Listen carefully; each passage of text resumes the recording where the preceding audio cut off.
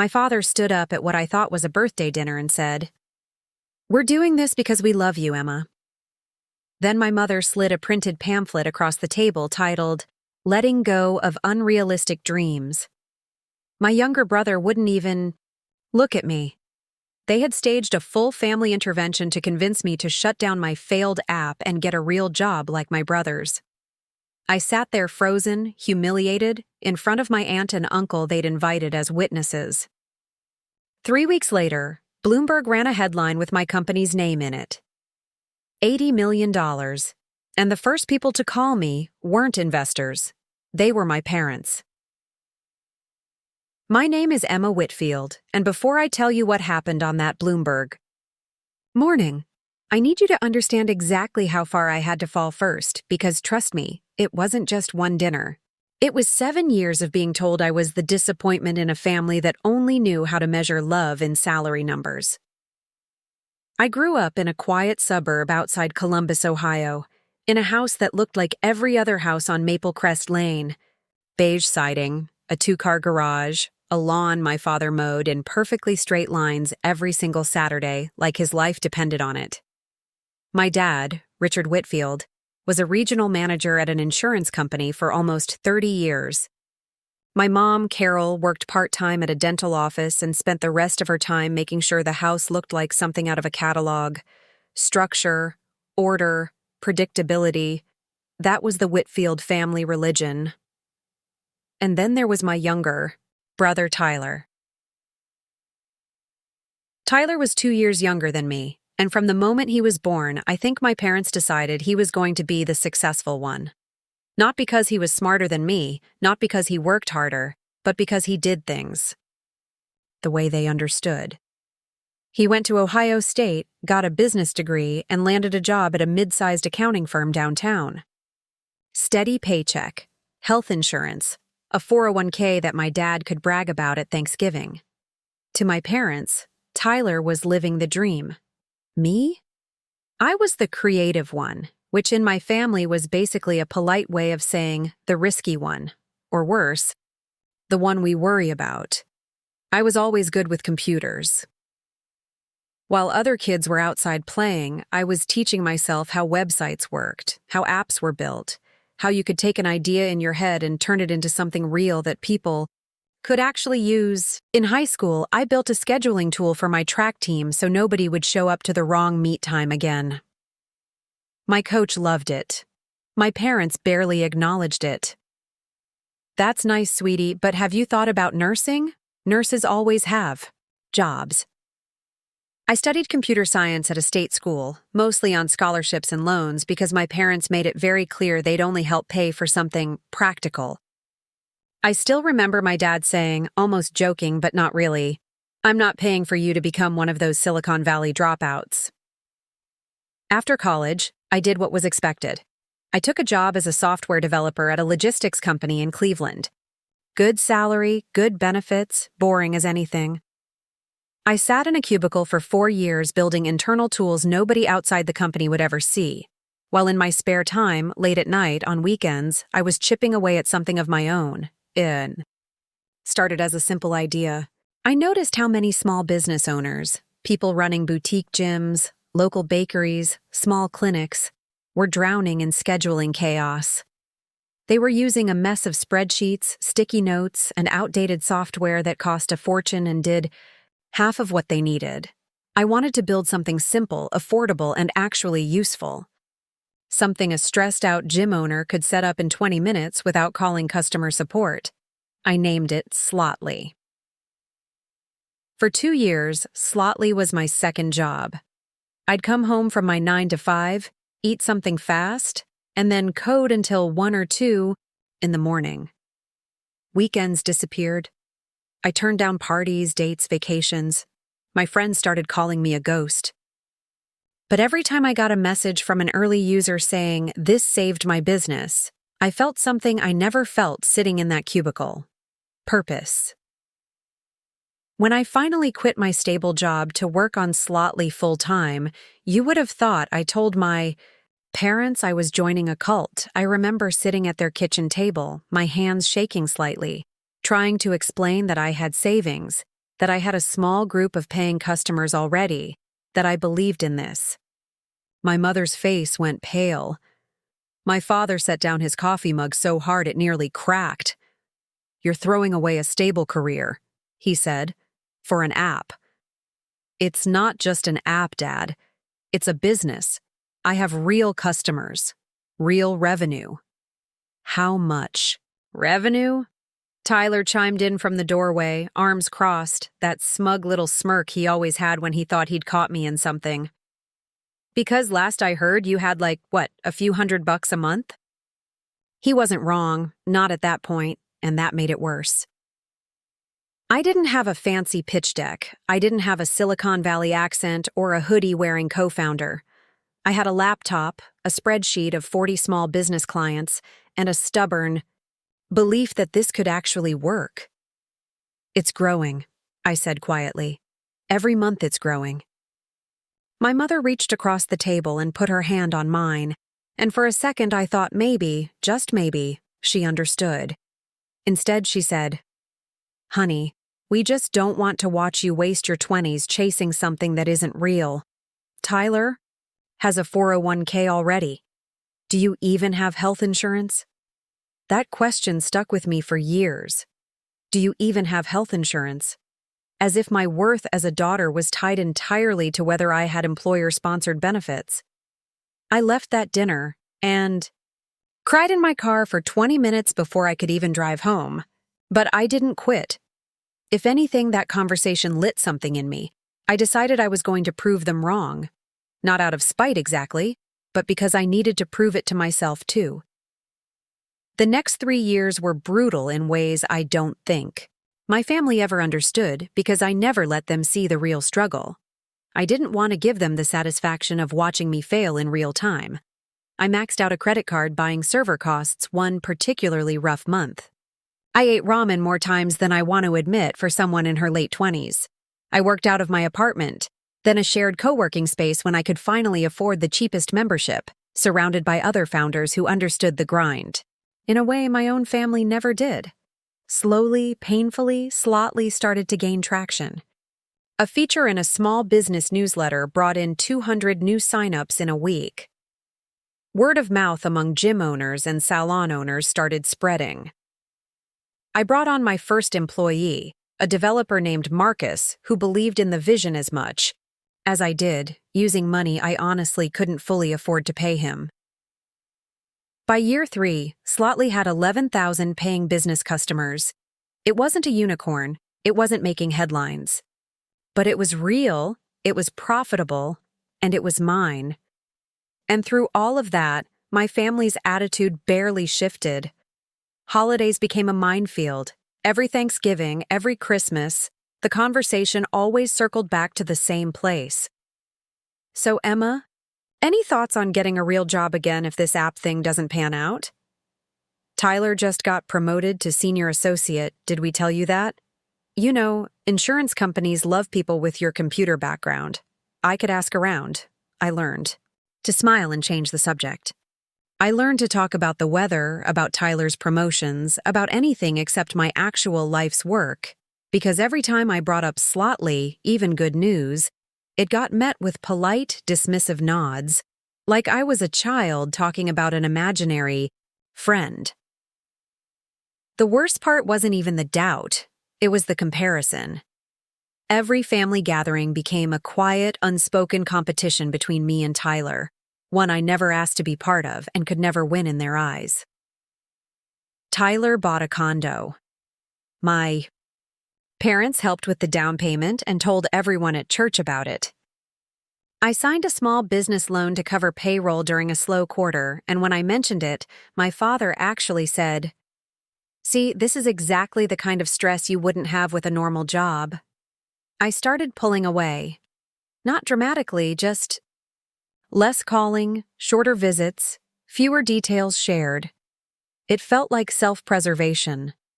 Every time I let them into my world, they found a way to make me feel small in it. Then came the dinner that changed everything. It was supposed to be a low-key celebration for my 29th birthday.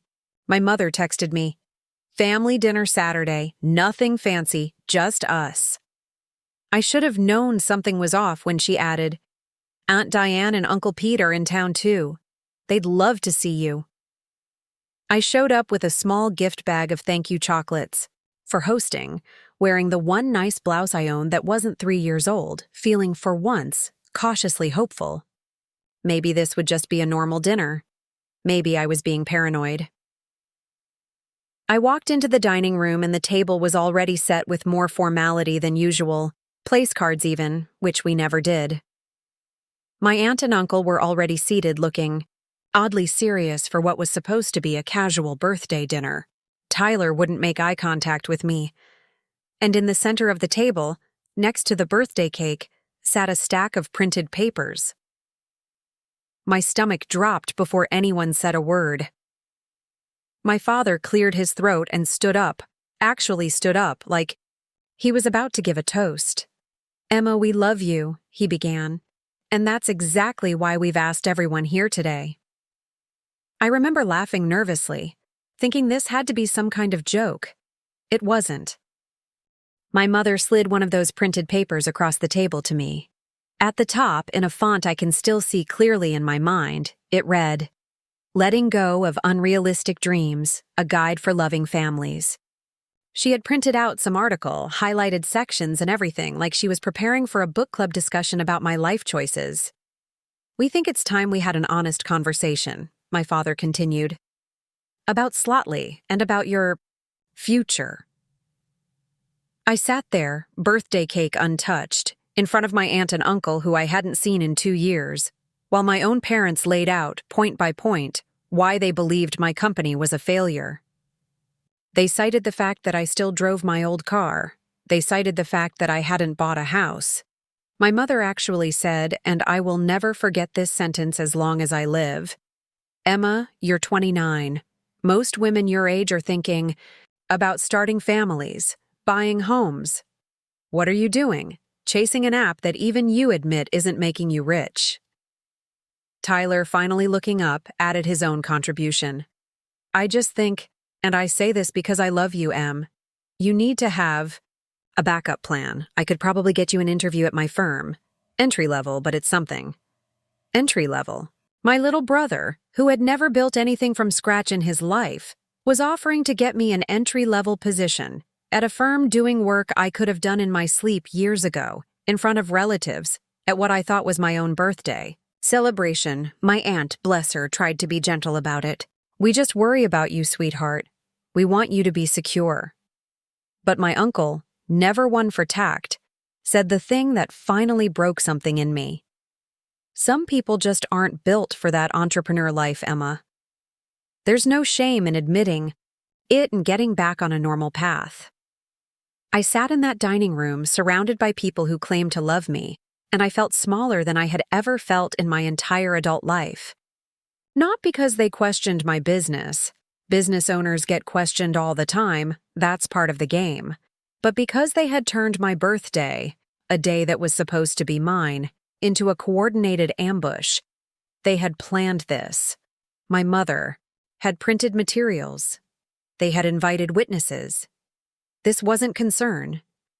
This was a performance designed to break me down until I agreed to give up. I didn't cry at the table. I want you to know that. I sat there, took a breath, and said as calmly as I could manage, I appreciate that you're worried about me, but I'm not shutting down my company. Then I stood up, thanked my aunt and uncle for coming, wished everyone a good night, and left, without eating a single bite of the cake they'd bought for my birthday.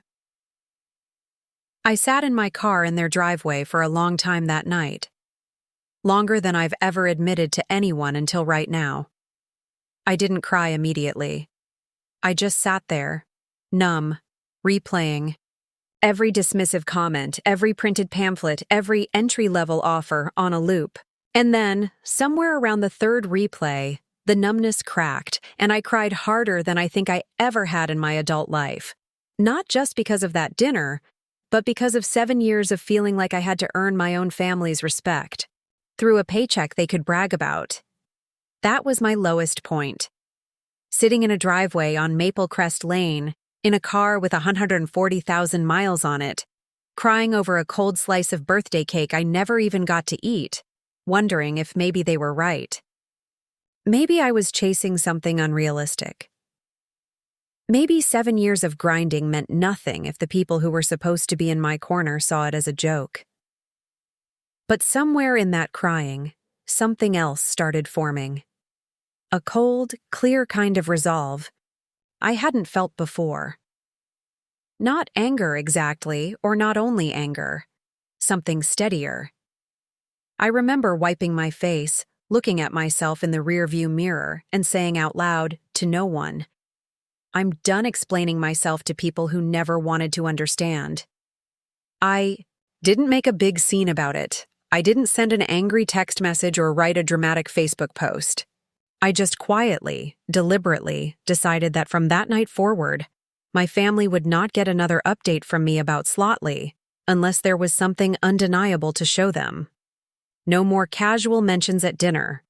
No more trying to explain user growth numbers to people who measured success in job titles.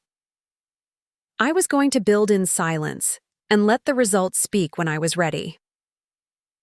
Here's the part where I want to be really clear with you, because this is a revenge and karma story, and I know you're waiting for the moment I get to stick it to them. But the revenge here wasn't some dramatic scheme. It wasn't sabotage. It wasn't cruelty. It was simply this. I stopped shrinking myself for people who couldn't see my worth, and I put every ounce of that pain into building something undeniable. The weeks after that dinner, I threw myself into Slotley like never before. Marcus, my co-founder, noticed the shift immediately. You've got this look lately, he told me one late night at the office. Like you're not just trying anymore, you're proving something. He wasn't wrong. We had been approached months earlier by a mid-sized software company that was interested in acquiring smaller scheduling platforms to fold into their larger suite of business tools.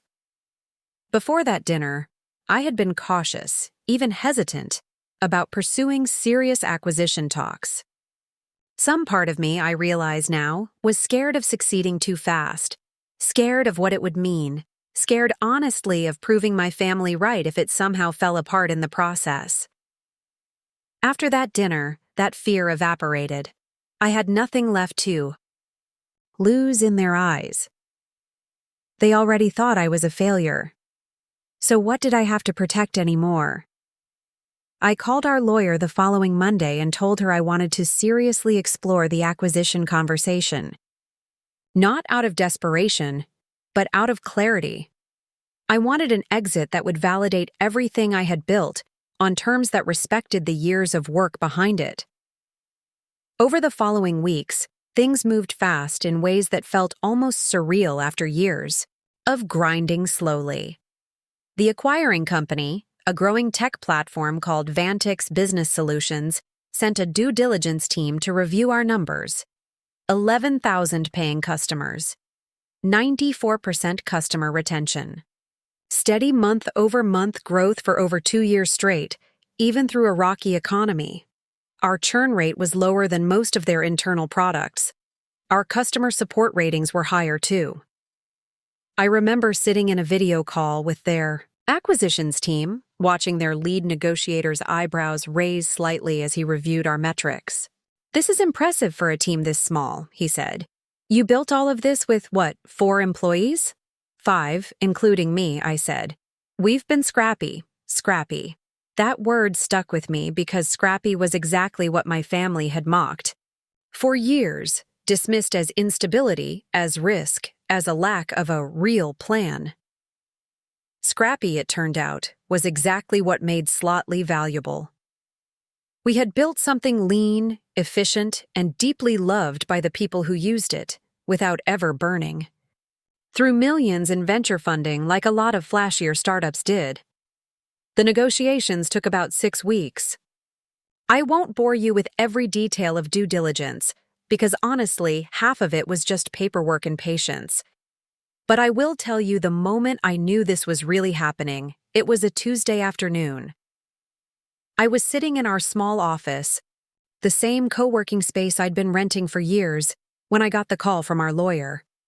Vantix had come back with a formal offer, $80 million, structured partly in cash and partly in equity in the combined company, with a plan to keep Slotly operating as its own product line under their umbrella, with me staying on as an executive advisor for the transition.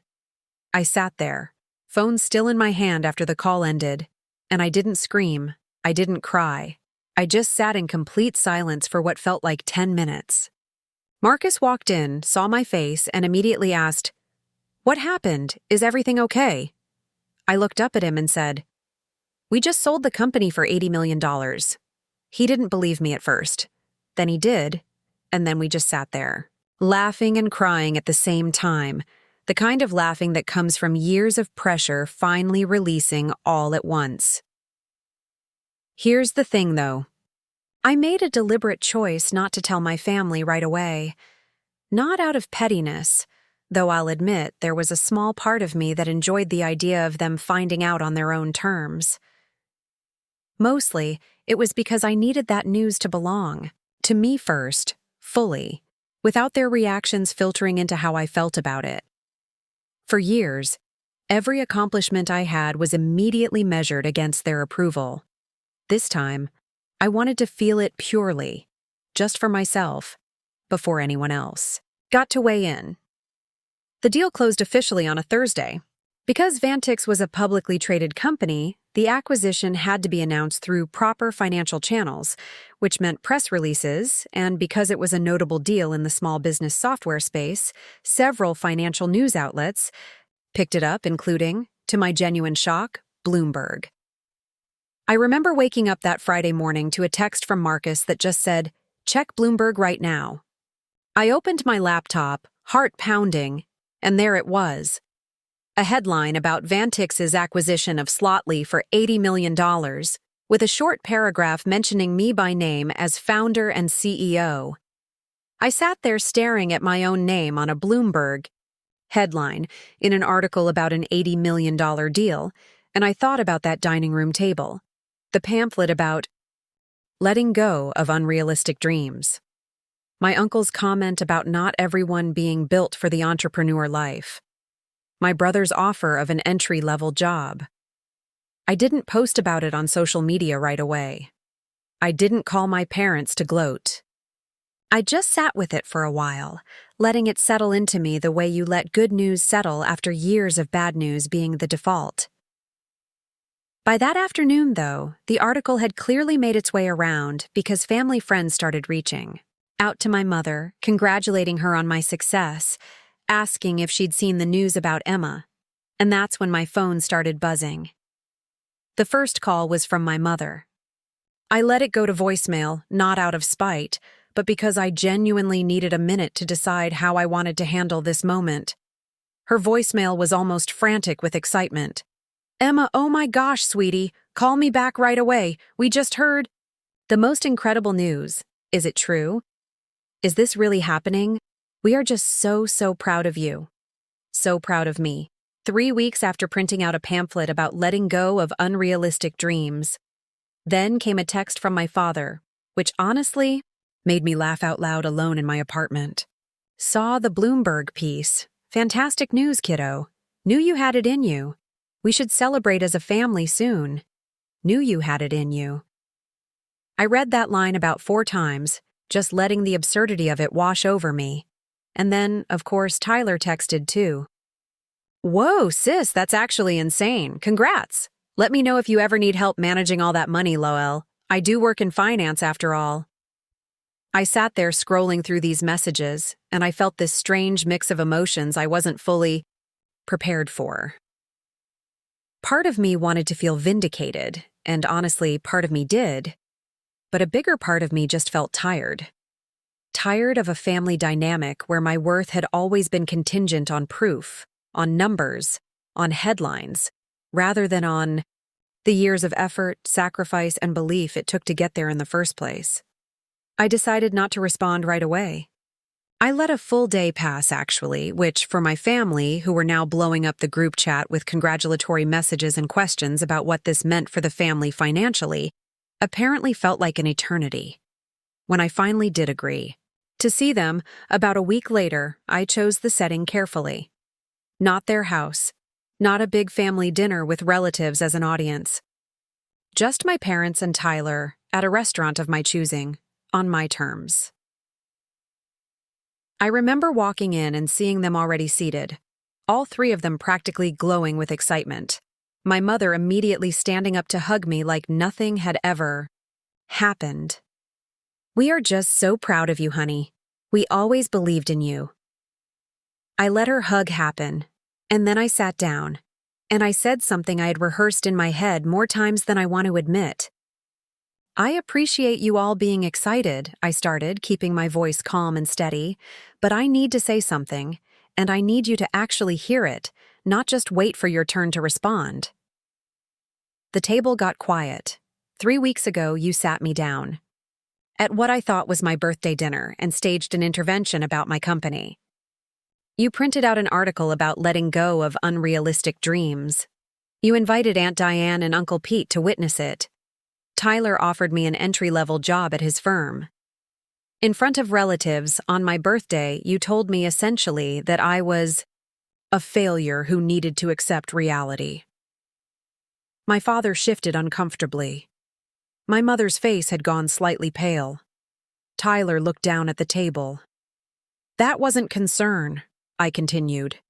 "That was humiliation dressed up as love. And I need you to understand that the $80 million deal doesn't erase that. It doesn't make what you did okay. What it does is prove that I was right to trust myself, even when the people who were supposed to be in my corner didn't, my sus." Mother tried to interject, something about how they were just worried. They didn't understand the business world. They were scared for me. I let her finish, and then I said something that I think finally landed. "I don't need you to understand the business world, Mom. I needed you to trust me. There's a difference between not understanding something and actively working to convince someone to give up on it in front of an audience. That's what hurt. Not that you had doubts. Everyone has doubts. It's that you tried to publicly pressure me into abandoning something I'd spent 7 years building." The table sat in silence for a moment. My father, to his credit, was the first to speak honestly. "You're right," he said quietly. "We were scared, and instead of talking to you like adults, we ambushed you. That wasn't fair. I'm sorry, Emma." It wasn't a perfect apology, and it definitely wasn't the last hard conversation we had about it. Healing family dynamics rarely happens in one dinner. But it was a start, and it was more honesty than that pamphlet-fueled intervention had ever offered me. I want to pause here and clarify something important, because I know some of you are waiting for a dramatic gotcha moment, some elaborate scheme where I cut them off publicly or humiliated them the way they humiliated me. That's not what happened, and honestly, I don't think that's what real justice looks like in situations like this. My revenge, if you want to call it that, wasn't a scheme. It wasn't calculated cruelty. It was simply refusing to let their doubt define my choices, and then letting the undeniable results of my own persistence do the talking. The Bloomberg headline wasn't something I orchestrated to prove a point. It was simply the natural outcome of 7 years of work that they had dismissed as childish and unrealistic. The real karma here was watching people who had spent years telling me to give up suddenly scramble to congratulate me the moment external validation, in the form of a major financial news outlet, told them it was safe to be proud. That, to me, was the most telling part of the entire story. My worth to them had always been filtered through outside approval. Not through faith in me as their daughter, not through recognition of my effort and sacrifice, but through headlines and dollar signs that other people could see and validate. In the months that followed, life changed in a lot of practical ways. I used part of the proceeds to finally pay off my student loans in full, something that felt almost anticlimactic after years of anxiety about that number. I helped Marcus buy a house, since he'd taken a real financial risk staying with me through the leanest years, something I will never forget he did. I set aside a portion to start an angel investing fund for early-stage women founders. Because if there's one thing I know intimately, it's how isolating it feels to build something nobody believes in yet. I also, notably, did not buy my parents a house or hand out large sums of money to smooth things over, despite some not-so-subtle hints from Tyler about family investing opportunities. That's a boundary I set deliberately. Financial success doesn't obligate you to bankroll people who doubted you even if they're family. Love and support should come first, unconditionally, not as an afterthought once the numbers get big enough to notice. My relationship with my parents today is better, genuinely better, but it took real work, several honest conversations, and time. My mother eventually admitted that a lot of her fear came from her own upbringing, where financial stability was drilled into her as the only acceptable form of success, and anything outside of a traditional career path felt terrifyingly unsafe to her. That context didn't excuse the intervention dinner, but it helped me understand where some of that fear originated. My father, in a moment I genuinely didn't expect, told me a few months later that he'd started telling people at his office about Slotly, not in the dismissive way he used to, but proudly, actually explaining what the product did and how it helped small businesses.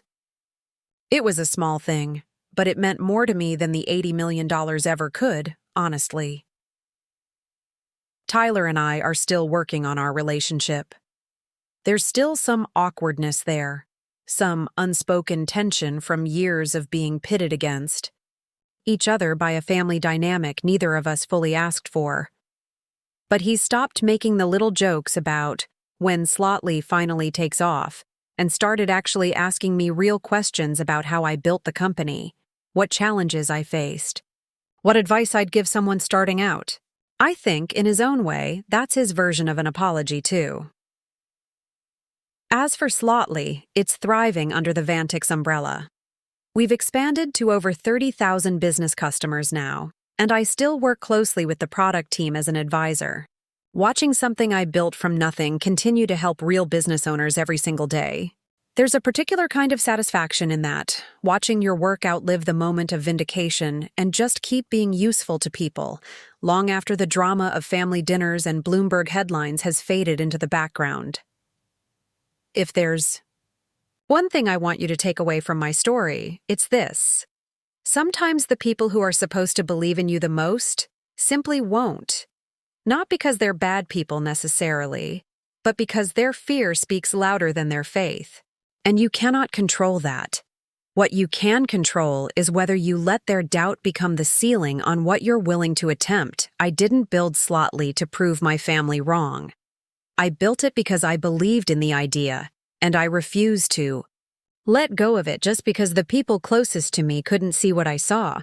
The vindication that came afterward, that Bloomberg headline, the stunned congratulations, the shift in how my family finally started treating my work with respect, that was never the goal. It was simply the byproduct of persistence they never thought I had in me. So if you're out there right now, working on something people around you don't believe in, something they've dismissed as unrealistic, as a phase, as a hobby you'll eventually grow out of, I want you to know something. Their doubt is not a verdict. It's just an opinion, usually shaped by their own fears more than by anything true about your potential. Keep building. Keep going. Let your results speak the language they understand, if that's what it takes, but never, ever let someone else's fear convince you to abandon the one thing that makes you feel most alive. Because sometimes, the sweetest kind of karma isn't revenge at all. It's simply becoming so undeniably successful, so quietly unstoppable, that the very people who doubted you have no choice but to watch, and finally see you clearly. If this story moved you, if you've ever had to prove your worth to people who should have believed in you unconditionally, let me know in the comments below. And if you want more real emotional stories of family betrayal and quiet, powerful karma, make sure you subscribe because trust me, this is far from the last story I have to tell.